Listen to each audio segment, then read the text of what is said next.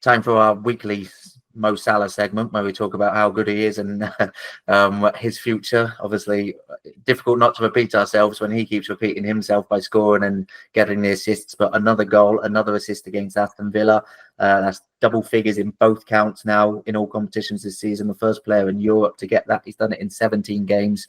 I know we've discussed in length about his contract situation and the risk of him deteriorating, but his numbers this season, underlying numbers and the headline numbers, are better than in any of the previous 4 seasons. So if anything, he seems to be getting better under Arne Slot. So I don't know, is the sort of risk of giving him the 3-year contract that he's supposedly after, that is a risk because he might deteriorate, but does it become less of a risk? Does it become a safer bet if he's showing signs of improving in this season?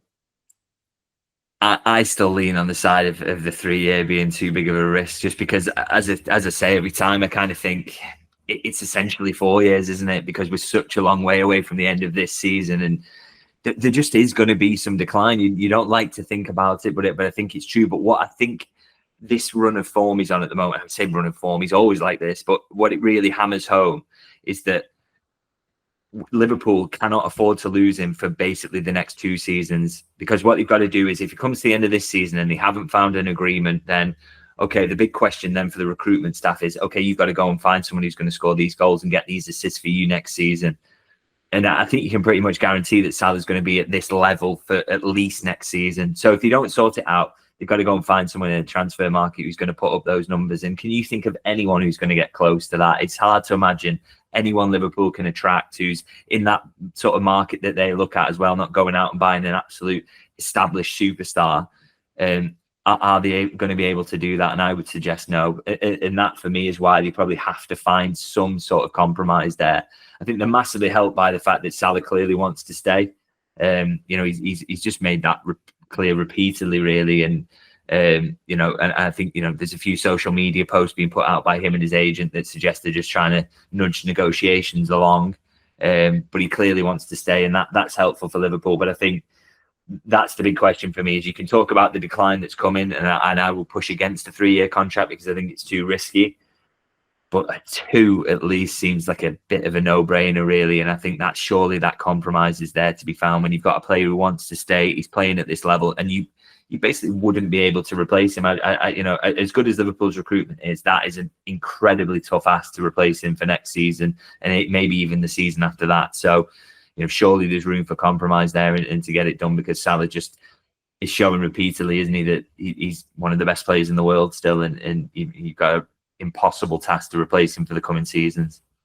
Yeah, and it looks like sort of fan pressure's growing. You saw the banner in the COP, give Mo his dough, which you don't really often see that for contract negotiations, especially a player on a lot of money for Liverpool, the highest earning player at Liverpool. Fans are desperate to see him stay.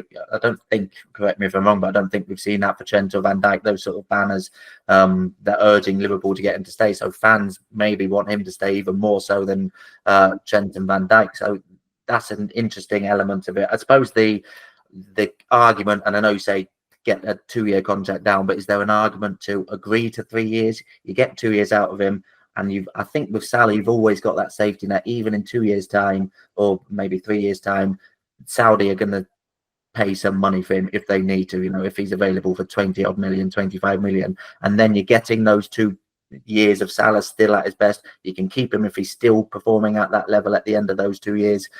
If he's not, you can sell him to Saudi Arabia, maybe not for a huge fee, maybe not for anything like they were offering for him before, but sell him for a little bit, and then that's a bit of money towards any replacement as well. Is there an argument for that?